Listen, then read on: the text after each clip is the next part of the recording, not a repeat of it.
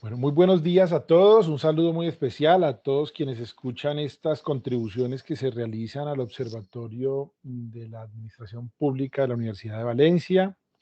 Un saludo especial el día de hoy para el profesor Lorenzo Cotino, quien me ha invitado en particular pues a hacer esta contribución. Soy Marco Emilio Sánchez, soy abogado, pues doctor en Tecnologías y Servicios de la Sociedad de la Información de esta casa de la Universidad de Valencia. El día de hoy presentaré algunas reflexiones en torno al uso de inteligencia artificial y su impacto para los derechos fundamentales en una de las áreas quizás más importantes que ha traído para los estados el uso de tecnologías, y es la realización de actividades de ciberseguridad y de ciberdefensa en la Universidad Católica de Colombia. Pues realizamos durante el año 2021 en la investigación Derecho y Big Data para las administraciones públicas colombianas. Como punto de partida, pues debo resaltar, no puedo iniciar de otra manera que no sea resaltando la propuesta normativa en torno al uso de inteligencia artificial que ha sido presentada en la Unión Europea y que efectivamente pues incorpora a partir de esos diversos niveles de riesgos, algunos de alguna manera inaceptables, otros de riesgo alto, otros de riesgo medio y otros de riesgo bajo, pues coloca unas líneas básicas sobre las cuales se deben respetar los derechos de los ciudadanos. Y debo decirlo que estudiada, analizada dicha propuesta normativa, no nos queda, en particular no me queda otra que felicitar dicha propuesta, lógicamente en el desarrollo de la propuesta, en el desarrollo que se le dé a la propuesta, en el trámite que se le dé a la propuesta, pues seguramente va a sufrir algunos cambios. Sin embargo, desde ya debo resaltar que las dos líneas iniciales sobre las que se marcan los riesgos, unos que son inaceptables,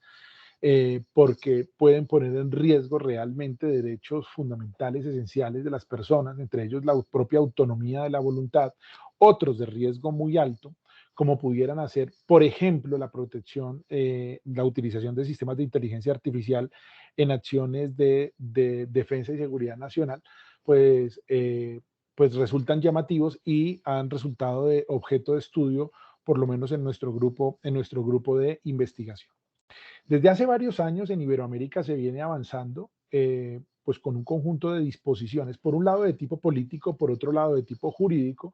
que permitan habilitar el uso de tecnologías de la información y las comunicaciones por parte de las autoridades públicas.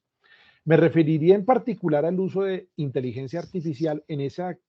por parte de actores públicos, en la medida en que pues no tocaré el sector privado y los efectos que el uso pueda llegar a generar en el sector privado. Sin embargo, sí hay que decirlo, en aquellas actividades del sector privado vinculados al sector público para la garantía de actividades de seguridad y defensa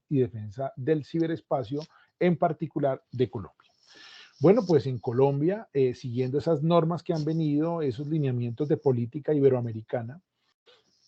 se han incorporado durante los últimos quizás 15 años un conjunto de disposiciones que permiten a las autoridades públicas el uso de tecnologías de la información y las comunicaciones, entre ellas también tecnologías emergentes, como puede llegar a ser el uso de inteligencia artificial. Por eso se han desarrollado disposiciones, lineamientos que permiten proteger los derechos de los ciudadanos cuando las autoridades públicas realizan esas actividades. Bueno, por eso tenemos en particular en Colombia leyes en Iberoamérica en términos generales, pero en particular en Colombia leyes tan importantes como la Ley de Protección de Datos de Carácter Personal, que regula el derecho fundamental a la intimidad desde las diversas tipologías de datos, datos públicos, privados, semiprivados y sensibles.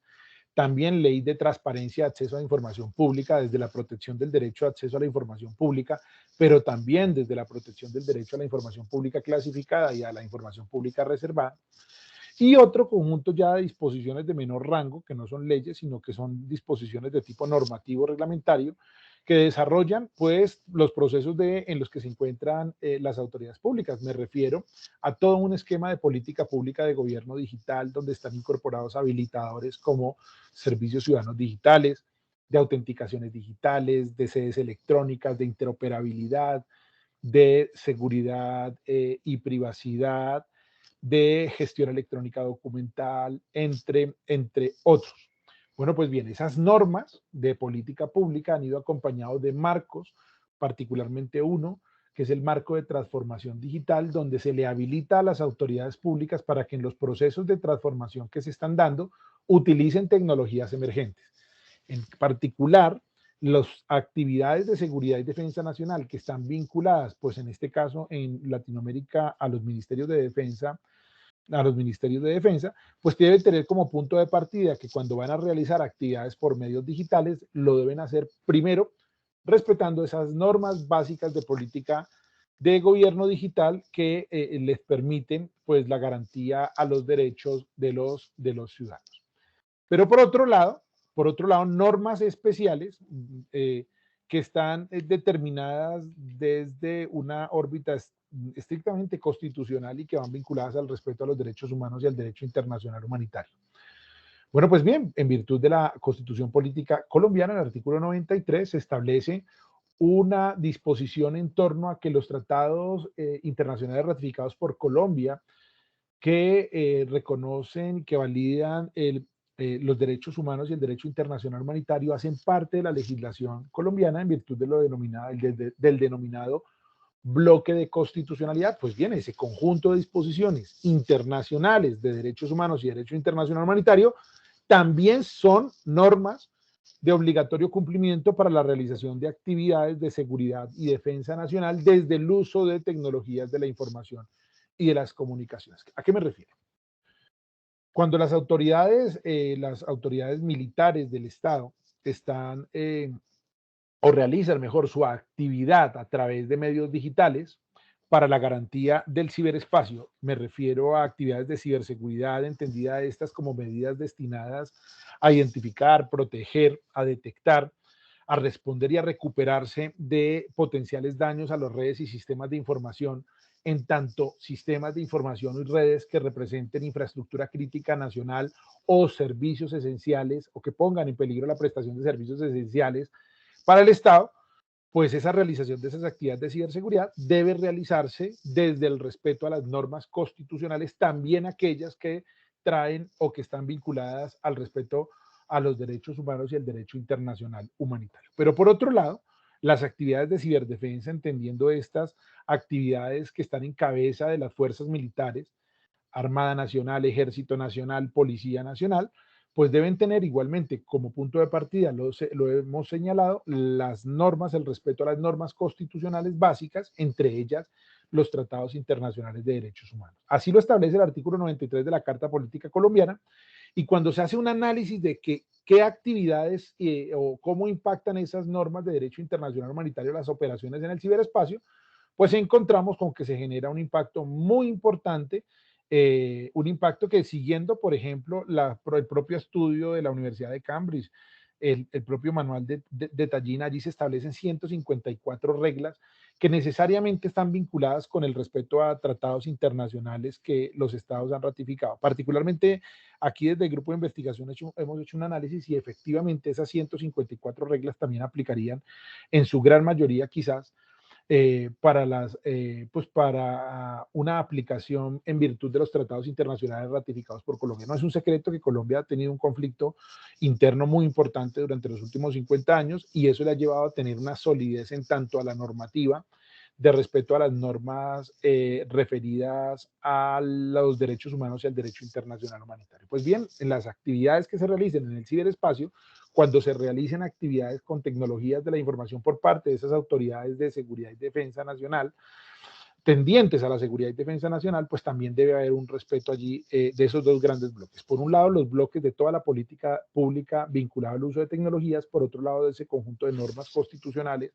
que traen a colación, traen aplicación en virtud del bloque de constitucionalidad, el respeto a los derechos humanos y al derecho internacional humanitario en el marco de las operaciones que se realicen en el ciberespacio. Esa suma de esos dos elementos, pues desde lo que significa el uso de inteligencia artificial, inmediatamente limitarán la actividad de las fuerzas militares a través de la realización de esas operaciones en el ciberespacio. ¿Y eso qué significa? Pues que en ese bloque, por ejemplo, de la normativa que se coloca como inadmisible, aquella que puede llegar a poner en riesgo la propia voluntad de las personas, pues ahí va a tener que necesariamente desde la aplicación básica de las normas constitucionales colombianas señalarse que estará también prohibida en trayendo un ejemplo en paralelo de la propuesta normativa europea, pues podríamos decir que también estarían prohibidas en el entorno colombiano en particular. Pero si traemos las normas de alto riesgo, esas normas de alto riesgo propuestas, pues también es verdad que el conjunto de normas dispuestas en el marco de la política de gobierno digital, pero por otro lado en el marco de las actividades normativas dispuestas para actividades de seguridad y defensa nacional, inmediatamente también colocan una limitación allá. Claro, ello no significa que esas limitaciones pues, estén muy reguladas de manera específica, sin embargo, a través de una interpretación integral de las normas podría uno deducirlas. Bueno, no me quiero extender más porque el tiempo es bastante reducido. Le quiero agradecer inmensamente. Es una contribución pequeña que se da en el marco de las actividades académicas realizadas por el Grupo de Investigación en Derecho Público y Tecnologías de la Universidad Católica de Colombia. Muchas gracias a todos y un saludo muy especial.